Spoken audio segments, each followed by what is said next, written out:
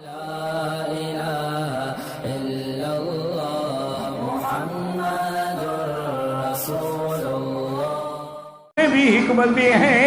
عالم الغیب ہونا جو ہے صرف میرے اللہ کی شان ہے، کیوں قرآن نے خود کہہ دیا هو اللہ الذی لا الہ الا ہوا عالم الغیب والشہادہ. اور جناب اعلیٰ حضرت نے، اعلیٰ حضرت ہے نا، چھوٹے حضرت تو نہیں ہے نا، اعلیٰ حضرت نے بھی اور ان کے جو مریدین تھے انہوں نے بھی لکھا ہے کہ وہابیوں کو تو مسئلہ سمجھ نہیں آیا. انہوں نے کہا جی کیا مطلب؟ انہوں نے کہا علم غیب تو ہوتا ہی نبی اور ولی کو ہے، اللہ کو تو علم غیب ہوتا ہی نہیں، اللہ کے آگے کوئی چیز چھپی ہوئی نہیں، تو عالم الغیب کیسے ہوئے؟ سمجھ آئی بات کہ نہیں؟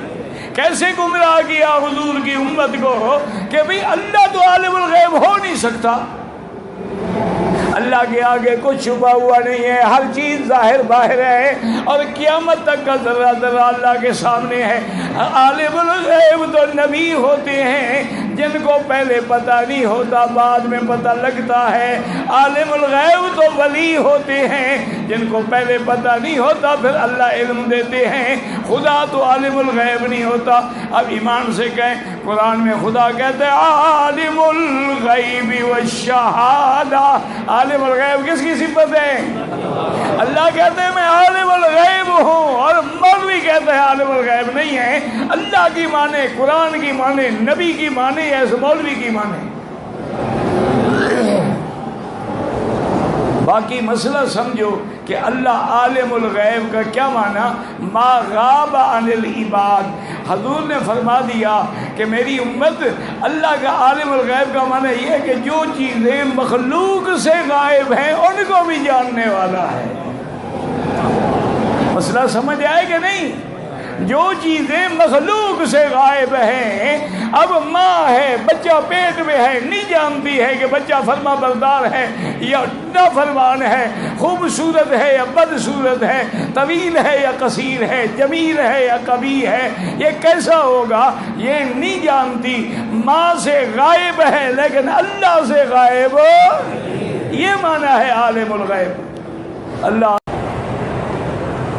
کہتے جی اعلیٰ حضرت کو علماء عرب نے مجدد کہا ہے. اللہ عالم میں وہ سارے علماء عرب سے مراد کون ہے؟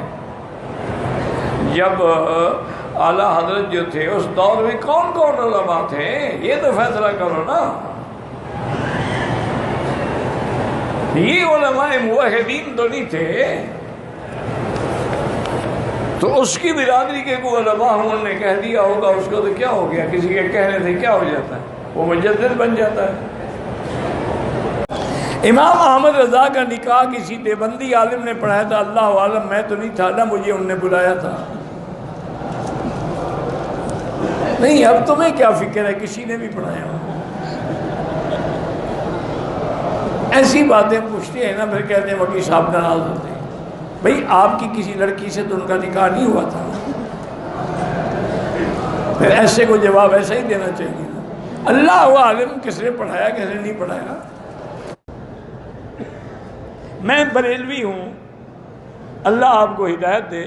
کیا امام احمد رضا خان بریلوی غلط ہے؟ ان کی کتابیں پڑھ لو پتہ لگ جائے گا. ان کی کتابیں پڑھ لو تو آپ کو سمجھ آ جائے گی. جس نے اپنی کتابوں میں ماشاءاللہ ایسی ایسی توجیحات لکھی ہیں کہ جو مستوی تھا عرش پہ خدا ہو کر اتر پڑا ہے مدینے میں مصطفیٰ ہو کر. اس سے بڑا شرک بھی ہے دنیا میں.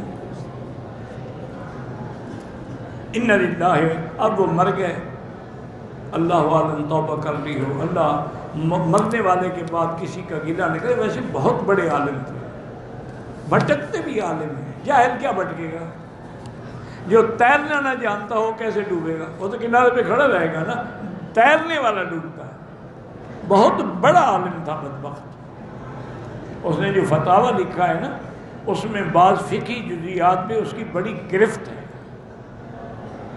اور کسی نے ان سے پوچھا جو سیدنا معاویہ کے رضی اللہ کے شان میں گستاخی کرتا ہے، گالیاں دیتا ہے، اس نے کہا اللہ کے بندے تم نے پڑھا نہیں کہ علامہ بغدادی نے کیا لکھا ہے کہ من یشتم معاویہ فہو کلب من کلاب الحاویہ، جو حضرت معاویہ کو گالی دیتا ہے وہ جہنم کے کتوں میں سے کتا ہے۔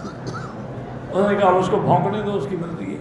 تو بعض باتیں انہیں بڑی عجیب۔ اچھا کسی ایک نے پوچھا کہ حضرت طوائف اگر خیرات کرے اور ہمیں دعوت دے یا کھانا بھیج دے تو اس کی کمائی تو زنا کی ہوتی ہے، تو وہ کھانا ہم کھائیں یا نہ کھائیں؟ فرمایا بھائی فقیر کا بارہا کا تجربہ ہے، یہ عورتیں ایسے وقت میں قرضہ لے لیتی ہیں، خیرات قرضے سے کرتی ہیں، پھر اپنے پیسے سے قرضہ ادا کر دیتی ہیں، تو پیسہ تو بدل گیا نا، فقہی جزی تو ہے نا۔ یہ الگ بات ہے کہ حضرت کو تجربہ کیسے تھا۔ اللہ مغفرت کرے، اللہ مغفرت کرے، اللہ مغفرت کرے۔